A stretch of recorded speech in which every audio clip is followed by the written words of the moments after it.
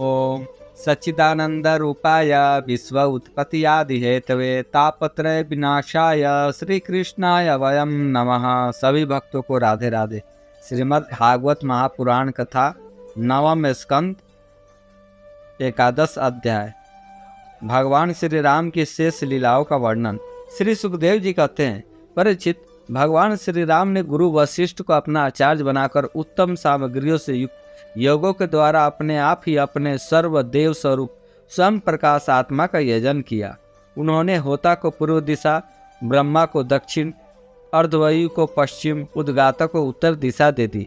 उनके बीच में जितनी भूमि बची थी वह उन्होंने आचार्य को दे दी।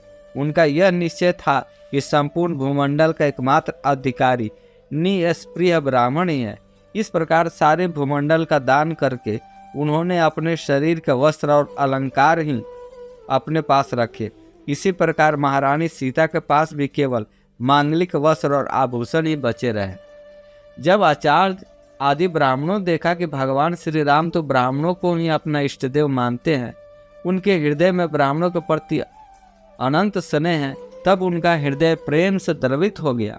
उन्होंने प्रसन्न होकर सारी पृथ्वी भगवान को लौटा दी और कहा, प्रभु, आप सब लोगों के एकमात्र स्वामी हैं। आप तो हमारे हृदय के भीतर रहकर अपनी ज्योति से अज्ञाना अंधकार का नाश कर रहे हैं। ऐसी स्थिति में भला आपने हमें क्या नहीं दे रखा है? आपका ज्ञान अनंत है। पवित्र कीर्ति वाले पुरुषों में आप सर्वश्रेष्ठ हैं। उन महात्माओं को जो किसी को किसी प्रकार की पीड़ा नहीं पहुंचाते, आपने अपने चरण कमल दे रखे हैं। ऐसा होने पर भी आप ब्राह्मणों को अपना इष्ट देव मानते हैं। भगवान, आपके इस राम रूप को हम नमस्कार करते हैं। परीक्षित, एक बार अपनी प्रजा की स्थिति जानने के लिए भगवान श्री राम जी रात के समय छिपकर बिना किसी को बताए घूम रहे थे। उस समय उन्होंने किसी के यह बात सुनी कि वह अपनी पत्नी से कह रहा था, अरे तू दुष्ट और उल्टा है, तू पराए घर में रह आई स्त्री लोभी। राम भले ही सीता को रख ले, परंतु मैं तुझे फिर भी नहीं रख सकता।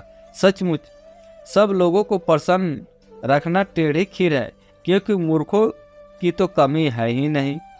जब भगवान श्री राम ने बहुतों के मुंह से ऐसी बात सुनी तो वे लोकापवाद से कुछ भयभीत से हो गए। उन्होंने श्री सीता जी का परित्याग कर दिया और वे वाल्मीकि मुनि के आश्रम में रहने लगी। सीता जी उस समय गर्भवती थी। समय आने पर उन्होंने एक साथ ही 2 पुत्र उत्पन्न किए। उनके नाम हुए कुश और लव। वाल्मीकि मुनि ने उनके जातक कर्म आदि संस्कार किए। लक्ष्मण जी के 2 पुत्र हुए, अंगद और चित्रकेतु। परीक्षित, इसी प्रकार भरत जी के भी 2 पुत्र थे, तक्ष और पुष्कल। तथा शत्रुघ्न के भी 2 पुत्र हुए, सुबाहु और श्रुतसेन। भरत जी ने दिग्विजय में करोड़ों गंधर्वों का संहार किया। उन्होंने उनका सब धन लाकर अपने बड़े भाई भगवान श्री राम की सेवा में निवेदित किया। शत्रुघ्न जी ने मधुवन में मधु के पुत्र लवण नामक राक्षस को मारकर वहां मथुरा नाम की पुरी बसाई। भगवान श्री राम के द्वारा निर्वासित सीता जी ने अपने पुत्रों को वाल्मीकि जी के हाथों में सौंप दिया और भगवान श्री राम के चरण कमलों का ध्यान करती हुई पृथ्वी देवी के लोक में चली गई। यह समाचार सुनकर भगवान श्री राम ने अपने शोकावेश को बुद्धि के द्वारा रोकना चाहा, परंतु परम समर्थ होने पर भी वे उसे रोक न सके, क्योंकि उन्हें जानकी जी के पवित्र गुण बार बार स्मरण हो आया करते थे। परीक्षित, यह स्त्री और पुरुष का संबंध सब कहीं इसी प्रकार दुख का कारण है। यह बात बड़े बड़े समर्थ लोगों के विषय में भी ऐसी ही है, फिर गृहासक्त विषय पुरुष के संबंध में तो कहना ही क्या है। इसके बाद भगवान श्री राम ने ब्रह्मचर्य व्रत धारण करके 13,000 वर्ष तक अखंड रूप से अग्निहोत्र किया। तदंतर अपना स्मरण करने वाले भक्तों के हृदय में अपने उन चरण कमलों को स्थापित करके जो दंडक वन में के कांटों से बिध गए थे, उन्होंने स्वयं प्रकाश परम ज्योतिमय धाम में चले गए। परीक्षित, भगवान के समान प्रतापशाली और कोई नहीं है, फिर उनसे बढ़कर तो कोई हो ही कैसे सकता है। उन्होंने देवताओं की प्रार्थना से यह लीला विग्रह धारण किया था। ऐसी स्थिति में रघुवंश शिरोमणि भगवान श्री राम के लिए यह कोई बड़े गौरव की बात नहीं है कि उन्होंने अस्त्र शस्त्रों से राक्षसों को मार डाला या समुद्र पर पुल बांध दिया। भला उन्हें शत्रुओं को मारने के लिए बंदरों की सहायता की भी आवश्यकता थी क्या? यह सब उनकी लीला है। भगवान श्री राम का निर्मल यश समस्त पापों को नष्ट कर देने वाला है। वह इतना फैल गया है कि दिग्गजों का श्यामल शरीर भी उसकी उज्ज्वलता से चमक उठता है। आज भी बड़े बड़े ऋषि महर्षि राजाओं की सभा में उनका गान करते रहते हैं। स्वर्ग के देवता और पृथ्वी के नरपति अपने कमनीय किरीटों से उनके चरण कमलों की सेवा करते रहते हैं। मैं उन्हीं रघुवंश शिरोमणि भगवान श्री रामचंद्र जी के शरण ग्रहण करता हूँ, जिन्होंने भगवान श्री राम का दर्शन और स्पर्श किया, उनका सहवास अथवा अनुगमन किया। वे सब के सब तथा कौशला देश के निवासी भी उसी लोक में गए जहाँ बड़े बड़े योगी योग साधना के द्वारा जाते हैं। जो पुरुष अपने कानों से भगवान श्री राम का चरित्र सुनता है, उसे सरलता, कोमलता आदि गुणों की प्राप्ति होती है। परीक्षित, केवल इतना ही नहीं, वह समस्त कर्म बंधनों से मुक्त हो जाता है। राजा परीक्षित ने पूछा, भगवान श्री राम स्वयं अपने भाइयों के साथ किस प्रकार व्यवहार करते थे तथा भरत आदि भाई, प्रजाजन और अयोध्यावासी भगवान श्री राम के प्रति कैसा बर्ताव करते थे? श्री सुखदेव जी कहते, त्रिभुवनपति महाराज श्री राम ने राज सिंहासन स्वीकार करने के बाद अपने भाइयों को दिग्विजय की आज्ञा दी और स्वयं अपने निज जनों को दर्शन देते हुए अपने अनुचरों को साथ वे पुरी की देखरेख करने लगे। उस समय अयोध्यापुरी के मार्ग सुगंधित जल और हाथियों के मदकंदों से सींचे रहते। ऐसा जान पड़ता मानो यह नगरी अपने स्वामी भगवान श्री राम को देखकर अत्यंत मतवाली हो रही है।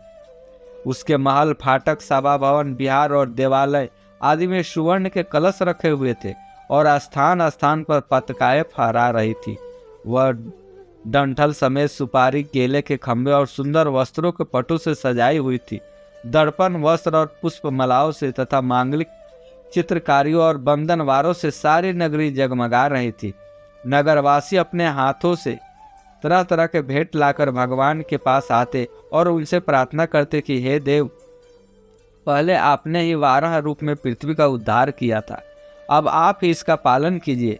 परीक्षित, उस समय जब प्रजा को मालूम होता कि बहुत दिनों के बाद भगवान श्री राम जी इधर पधारे हैं, तब सभी स्त्री पुरुष उनके दर्शन की लालसा से घर द्वार छोड़कर दौड़ पड़ते। वे ऊंची ऊंची अटारियों पर चढ़ जाते और अतृप्त नेत्रों से कमल नयन भगवान की ओर देखते हुए उन पर पुष्पों की वर्षा करते। इस प्रकार प्रजा का निरीक्षण करके भगवान फिर अपने महल में आ जाते। उनके वे महल पूर्ववर्ती राजाओं के द्वारा सेवित थी। उनमें बड़े बड़े सब प्रकार के खजाने थे जो कभी समाप्त नहीं होते थे। ये बड़ी बड़ी महमूल बहुत सी सामग्री से सुसज्जित थे। महलों के द्वार तथा देहलियां मूंगे से बनी हुई थी। उनमें जो खम्भे थे वे बेदुर्र मणि से बने थे। मरकत मणि के बड़े सुंदर सुंदर फर्श थे तथा स्फटिक मणि की दीवारें चमकती रहती थी। रंग बिरंगी मालाओं, पताओं, मणियों की चमक, शुद्ध चेतन के साथ समाल उज्जवल मोती, सुंदर सुंदर भोग सामग्री, सुगंधित धूप दीप तथा फूलों के गहनों से वे महल खूब सजाए हुए थे। आभूषणों को भी भूषित करने वाले देवताओं के समान स्त्री पुरुष उसकी सेवा में लगे रहते थे। परीक्षित, भगवान श्री राम जी आत्मा राम जितेंद्रिय पुरुषों के शिरोमणि थे। उसी महल में वे अपनी प्राण प्रिया प्रेममयी पत्नी श्री सीता जी के साथ विहार करते थे। सभी स्त्री पुरुष जिनके चरण कमलों का ध्यान करते रहते हैं, वे ही भगवान श्री राम बहुत वर्षों तक धर्म की मर्यादा का पालन करते हुए समयानुसार भोगों का उपभोग करते रहे। शेष अगले अंक में। जय जय श्री राधे, जय जय श्री राधे।